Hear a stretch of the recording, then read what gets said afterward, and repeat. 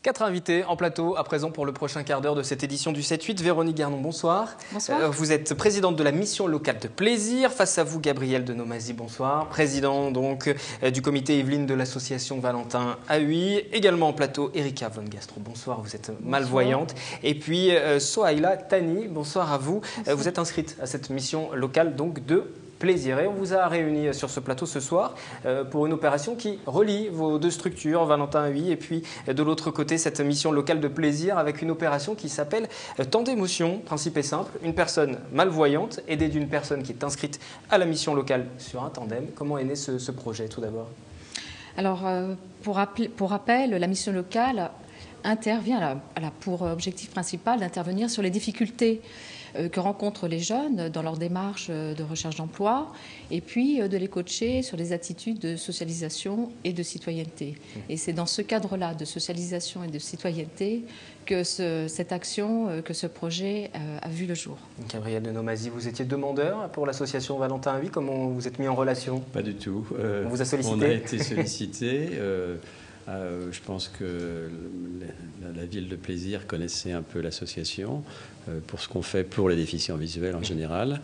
Et on nous a proposé ça, sachant qu'on a une association qui, dans les Yvelines, pratiquons beaucoup le sport et en particulier le tandem. Justement, l'objectif derrière tout ça, c'est quoi? C'est de pratiquer du sport uniquement? Non, non, pas du tout. Non. Alors l'objectif, je pense que c'est peut-être à la mission locale de le dire, mais en tout cas pour nous, ce qui nous a permis, c'est de faire rencontrer des déficients visuels à des jeunes. Et c'est pas tous les jours que ça leur arrive. Et puis, deuxièmement, et ce qui était encore plus important, d'avoir un rôle, je dirais, de formateur. Ils avaient, à l'inverse de ce qu'ils font d'habitude, où ils sont plutôt formés à différentes activités du style braille, du style informatique. Là, c'était plutôt eux qui étaient là pour encadrer des jeunes. Et c'était, je pense, extrêmement enrichissant pour eux. Mais je pense qu'ils le diront encore mieux que moi. On va les écouter justement dans un instant. Vous allez nous dire comment vous avez vécu cette expérience. On va partir sur le terrain, voir également comment ça se passe. Mais tout d'abord, Véronique Garnon, dites-nous un petit peu ce que vous souhaitiez apporter justement aux jeunes qui sont inscrits à cette mission locale à travers cette opération. Alors à travers cette opération de cohésion, c'était plus qu'une action d'insertion sociale, mais une formidable aventure où le jeune volontaire de la mission locale pouvait partager un instant, enfin plus qu'un instant, puisque cette action va se dérouler sur 7 jours, une fois tous les 15 jours, avec, en tandem avec un déficient visuel, donc de l'association Valentin Ahuy.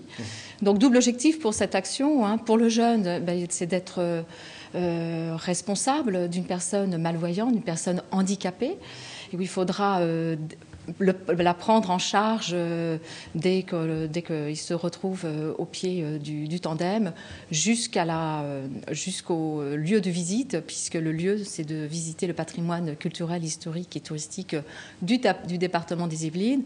Donc pour le jeune, c'était en effet de pouvoir acquérir une reconnaissance au travers de ses efforts, au travers de son action, une responsabilisation pour prendre en charge le handicapé en transmettant des explications par oral de tout ce qu'il voit, de tout ce qu'il ressent. Pour bien comprendre comment cela fonctionne, justement, on va partir sur le terrain, on va voir quelques images et puis on va reprendre la discussion en plateau dans un instant. Reportage, Catherine Zulato, Alice Gastine et Patrick Jacques de Dixmude sur ce dispositif Temps d'émotion qui est organisé tous les 15 jours. Vous nous l'avez dit, c'est 2 lundis par mois. On regarde. Attention, on va franchir une porte. Et là, on va être dans l'angle. Ils se tiennent par la main comme de bons élèves. Ce sont d'abord 2 adultes qui roulent en tandem. Un jeune inscrit à la mission locale et une personne malvoyante. La première fois, on angoissait un petit peu, mais la première fois, on était stressés, un truc voilà.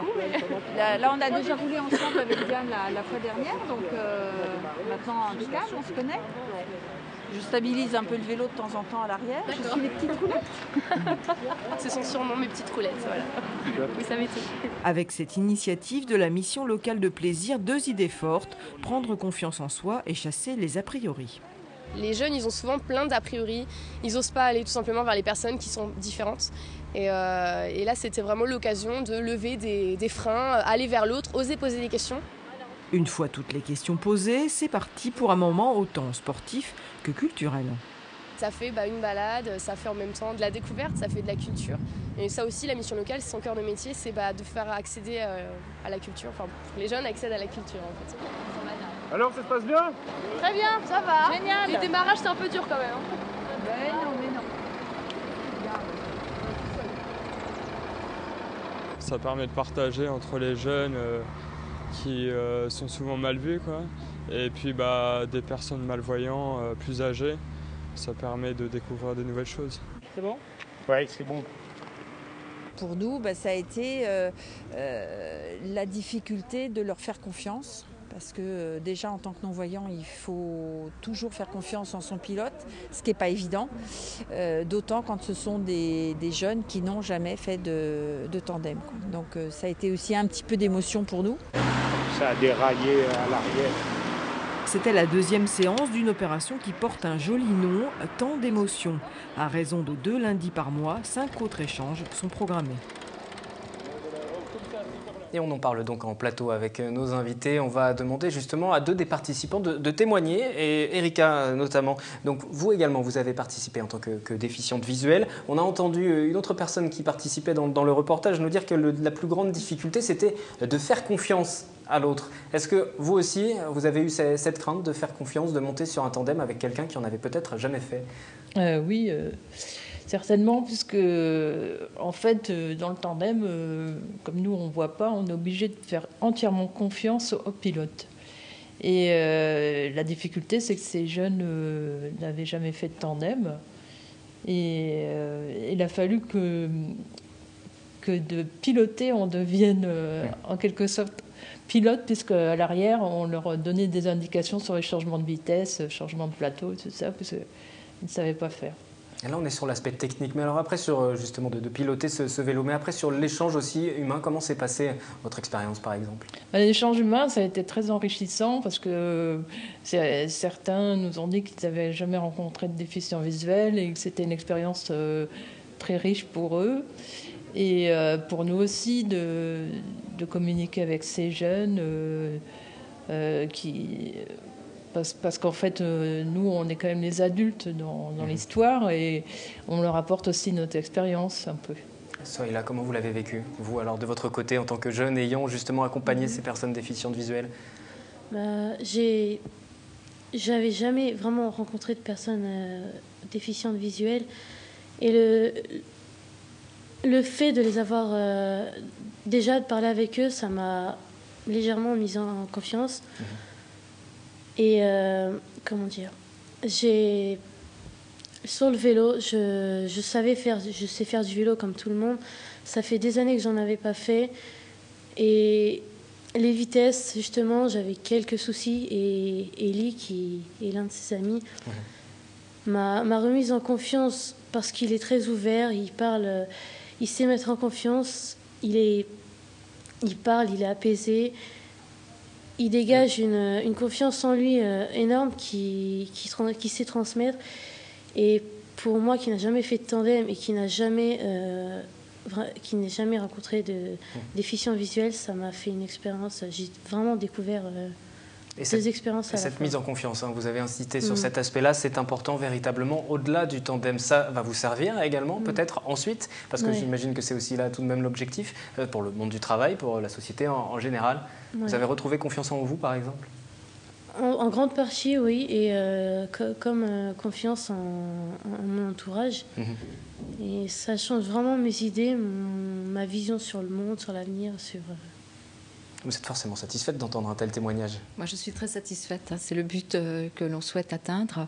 C'est que avant de se vendre auprès d'un recruteur, le jeune doit avoir beaucoup confiance en lui. Et c'est au travers d'expériences très formatrices comme celle-ci qu'il peut envisager déjà au travers d'un rendez-vous avec un recruteur, d'avoir davantage de confiance parce qu'il pourra valoriser son action. Et je sais que le recruteur pourra avoir un bon œil sur cette action citoyenne. Est-ce que tous les jeunes étaient volontaires pour y participer? Ah oui, il valait mieux. Est-ce qu'il a fallu les convaincre? Non, tout de suite, ils ont dit c'est effectivement une bonne idée. Oui, tout à fait. Donc sur les 800 les 800 éligibles, jeunes éligibles à cette action. Bon, il y a une dizaine, voire une quinzaine qui se sont présentés et l'on voit qu'il y a une émulation entre eux. Donc c'est très satisfaisant. Et cette opération a reçu des soutiens de chacun, notamment. Ça s'est traduit par des soutiens financiers. L'un de la Fondation Dexia, 4 000 €, et puis l'autre du Conseil général des Yvelines. C'était hier soir, la remise donc, des chèques. On voit quelques images du moment où ça s'est déroulé. Ça, c'est important. Ça vous permet aussi de poursuivre, pourquoi pas, cette opération sur le long terme, puisque là, ça concerne une partie des jeunes de la mission locale, mais vous imaginez peut-être la poursuivre? Tout à fait. Alors là, déjà, l'action, nous souhaitions la dérouler, la mettre en œuvre dès le mois d'avril dernier. Et puis, par manque de subventions, cette action s'est faite aujourd'hui, donc on ne désespère pas. Le gros de l'achat, c'était les tandems. Donc, les 6 tandems à acheter, c'est quand même un gros budget. Grâce au Conseil général, voilà, Fondation Dexia, et puis aussi la société Sépure nous a aidés, nous a acheté et offert les baudriers pour chacun de nous, ainsi que pour la voiture de sécurité. C'était une initiative propre de la mission locale? Est-ce que la municipalité s'est impliquée dans le dispositif? Non, c'était une initiative propre de la mission locale Plaisir Valgali. Voilà, avec le soutien, bien sûr, de tous mes collègues, de tous les collègues élus, donc de la ville de Plaisir, et bien sûr de ceux qui appartiennent aux communes adhérentes à la mission locale. Alors, qui a eu cette idée? On veut des noms. Alors, c'est vous? Vous avez vu passer un tandem et vous vous êtes dit, ça, c'est une bonne idée. Alors, je vais vous raconter quand même le berceau de cette idée. Le directeur de la mission locale adore le vélo. Et puis, c'est vrai qu'il a une particularité, il a une sensibilisation quant au handicap. Et puis, moi, je souhaitais aussi une action forte, jeune, originale, sportive peut-être aussi. Donc, en débriefant, en échangeant, le directeur m'a proposé cette action qui est originale, qui est formidable et qui qui fait partager aux déficients visuels et aux jeunes une expérience dont j'espère qu'ils en tireront beaucoup de conséquences, beaucoup d'aspects positifs. Ça a l'air d'être le cas. En tout cas, ça a fait avancer tout le monde et nous, on est contents et on reproduira l'action l'année prochaine. C'est un partenariat durable qui s'est engagé pour conclure avec l'association Valentin. Non, j'espère beaucoup. Mais il y a un aspect dont on n'a pas parlé qui me paraît aussi très intéressant dans cette initiative, c'est l'aspect culturel. Vous savez, il faisait du tandem, mais pour aller visiter quelque chose. Et j'ai écouté ce témoignage lorsqu'ils ont visité, par exemple, Touari. Les déficients visuels, qui par définition ne voyaient pas les pièces qu'ils visitaient, ont demandé aux jeunes, mais décrivez-nous le salon, décrivez-nous ce que vous voyez. Et je pense que ça aussi, c'était extrêmement profitable à l'ensemble des participants. Voilà, une opération qui profite à 2 structures. Cette opération, tant d'émotions. Pour avoir plus d'informations, contactez aussi la mission locale, un site internet mlplaisir.com et un numéro de téléphone 01 30 79 53 53. 01 30 79 53 53. Ça s'est affiché sur votre écran. Merci à tous les 4 d'être venus sur ce plateau nous parler de cette opération du côté de Plaisir. Nous allons à présent nous diriger vers la Verrière où un conseil municipal des jeunes va bientôt voir le jour. Juste après un détour par Guyancourt. On vient d'y célébrer la journée des droits de l'enfant autour d'une manifestation réunissant les écoles de la ville sur le thème des médias. Anthony Reich et Elodie Moine. À l'heure d'Internet et de l'information en continu, la toile peut vite représenter un danger pour des enfants de 9 ou 10 ans. Les médias étaient donc le thème de la journée des droits de l'enfant vendredi dernier à Guyancourt. Et les jeunes Guyancourtois ont pour l'instant un accès limité aux technologies. Je m'informe un peu avec mes parents, mais faut vraiment qu'ils soient là parce que sinon je peux regarder n'importe quoi et donc ça peut être dangereux. Quelquefois je joue sur l'ordinateur pour jouer à des jeux mais j'y joue qu'un quart d'heure maximum. Pendant cette journée, anniversaire de la signature de la Convention internationale des droits de l'enfant en 1989, l'objectif est d'essayer de faire comprendre aux jeunes élèves la multitude d'informations qui circulent sur Internet et surtout leur crédibilité. Par exemple, savoir qu'une photo peut être retouchée avant sa publication. Ils se sont glissés dans la peau de journalistes en créant notamment leur propre une de journal et en manipulant du matériel audiovisuel. Des ateliers qui vont se prolonger en classe. Je vais l'intégrer complètement dans mon programme, travailler sur les journaux, puisqu'on travaille sur un journal d'école à l'école, on est en plein dedans. Voilà, et puis bien sûr en éducation à la citoyenneté, on va reparler de tout ça la semaine prochaine. Près de 500 élèves guyancourtois ont participé à cette journée, organisée chaque année.